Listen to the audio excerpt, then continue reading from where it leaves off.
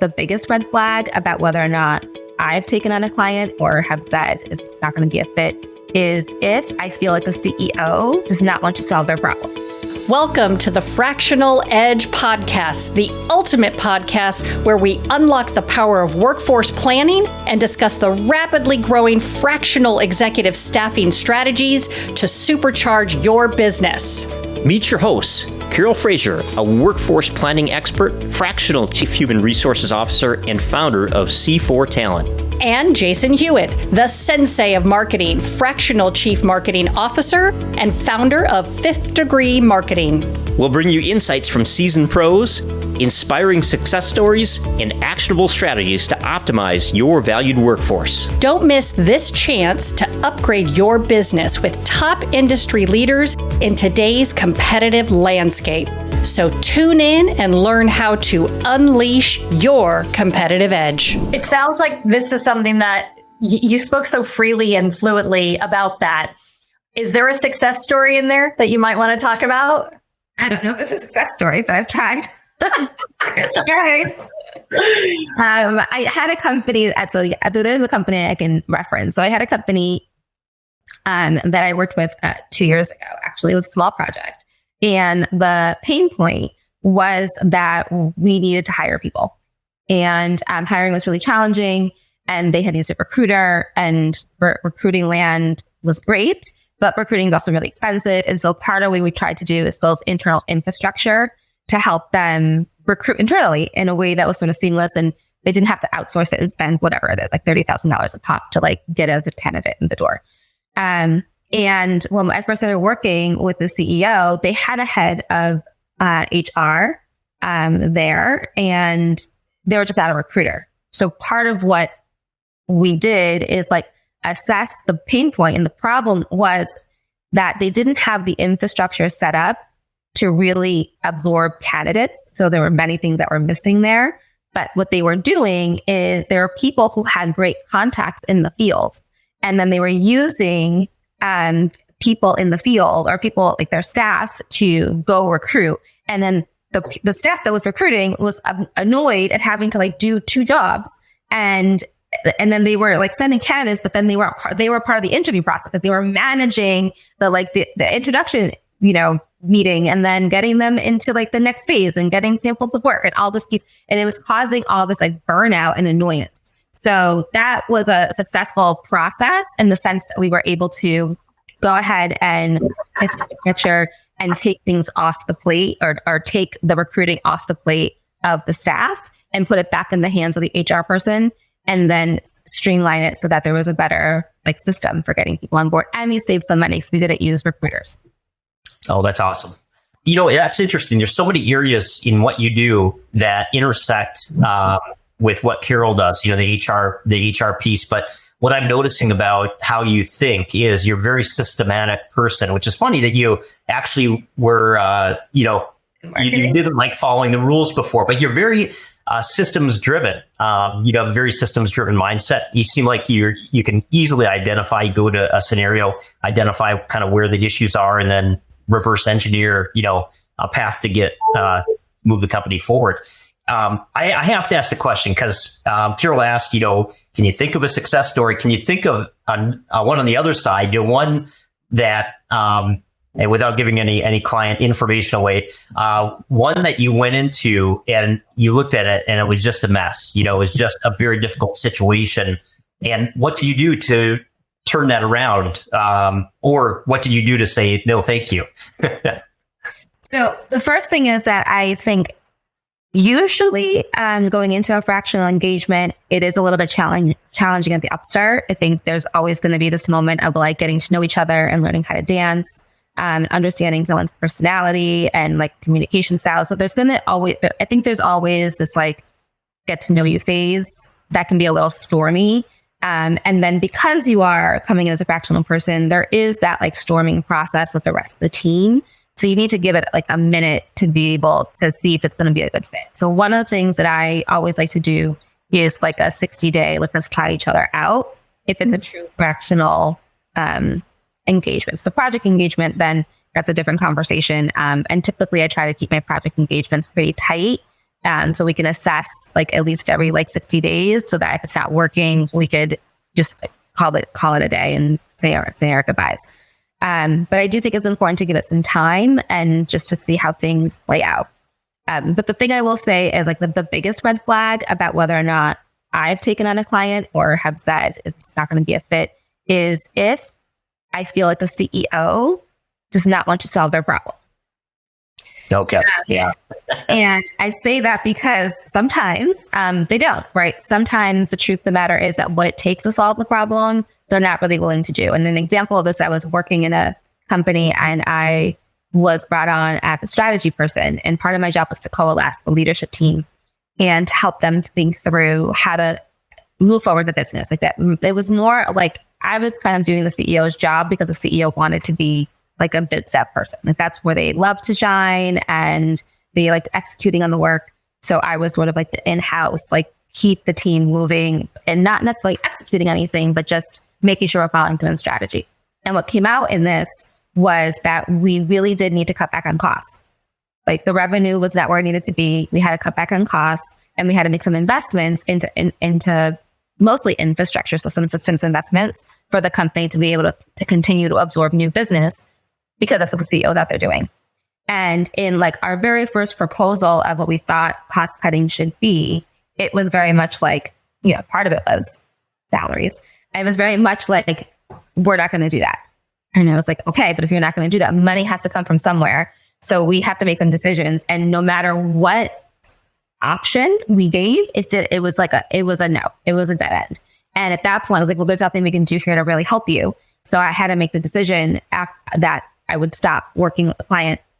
And what I did though, like how I left it is I did create a strategy and I did create like recommendations and I left the leadership team with some options for how to like move if there was some buy-in. But because there wasn't going to be any buy-in, there was nothing we can do. And the unfortunate piece is when you're a fractional person, then it's on you. Did you get the results? Right? So if I'm sitting here trying to like help with strategy and you're not letting me do any cost setting, I can't do it. This is going to be my failure, which is fine. But let's just tell the truth about it's going to be my failure. You're happy with it. It's fine too. Carol and I both relate very well to that. Here's what we want to achieve, but there's no resources to do so. Yeah, there's sometimes impossible scenarios. Thank you for sharing that. I appreciate that. Yeah, and I think, again, another thing that we could do is we could just have a whole episode around horror stories where you're right, where our coaching comes into play and you're asking questions that maybe somebody else wouldn't ask because you're gleaning and some intuition that perhaps this isn't going to go where you need to go. So, yeah, I hear you there. So what advice do you have as a COO, as a CSO for the small business or medium-sized business owner? Oh, good question. Okay, so the first piece of advice is make sure you have somebody that actually does operations for you. Not finance, not HR, operations. It's a really important role. And sometimes I think we could collapse it or have it be some like hybrid or combination role. But somebody that can really think through like the synergies of all the things that have to happen inside your business is important. And if you don't have that function, depending on the size that you are and depending on what you're trying to get done, it makes sense that for a period of time, you might just like put it on in the HR person's plate or in the finance person's plate. But it should be a goal of yours to bring in an operations person. And I truly feel that like there has to be those three roles: an operations person, an HR person, and a finance person, even if they're part-time, but people that can focus on these things and have the skills. And that is the win-win scenario, because if you don't have it separated out, or if you don't have people paying attention to it, it's just not possible to get the business to where you need it to be. It's just not. So that would be the first piece of advice to work towards that. The other piece would be to really think about how you can take yourself out of the equation and like live in your particular zone of genius. And it might just be that operations is your zone of genius, and that's where you're really great, and that's where you should focus on the synergies of the business and creating infrastructure and scaling. Like, great, but just know what that zone of genius is and stay there, because a lot of times what will happen too is if the CEO is overly involved in the operating of the business, then it becomes a personal matter, and it becomes very hard for the people you've hired to really go make the changes that they know they need to make so they can help your business grow. I really love that. I have a client right now that you just described the challenge with one of them. And that's you're managing people and personalities, which is, sometimes challenging.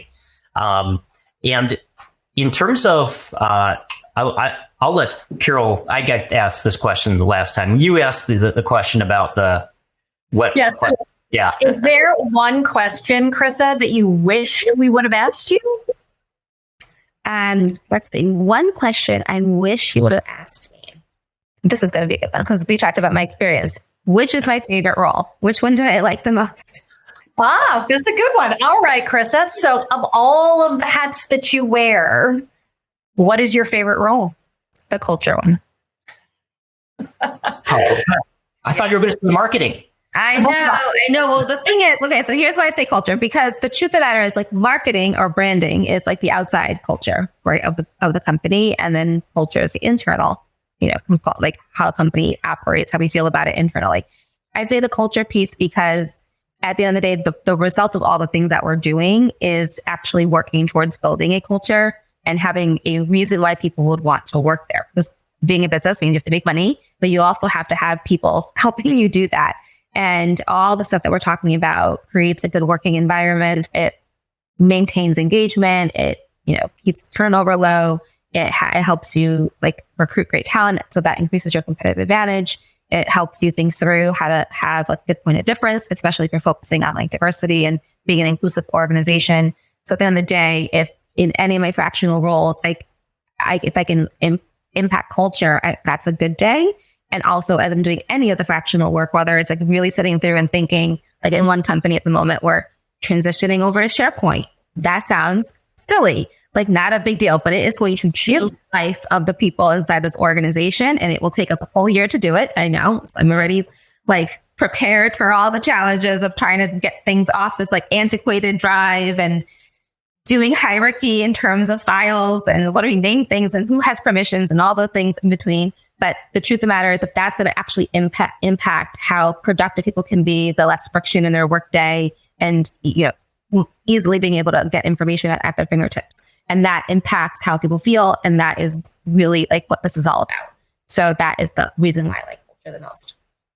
And one of the advice that you gave to our audience, the first one, having 3 distinct HR, finance, ops, and you loving culture as, the thing that you love the most, this lends 100% into why people need to consider fractional roles. Mm-hmm. Because instead of Frankensteining all those roles together where one person is going to have to compete with prioritizing something that is going directly to impact the culture of the organization. And if you could have 3 fractionals who are dedicated and move a lot faster because of the experience that they have, and they're dedicated to their areas, they don't have to pick and choose against priorities. It's a priority for each one of them, which directly impacts what the culture of the organization is going to be like.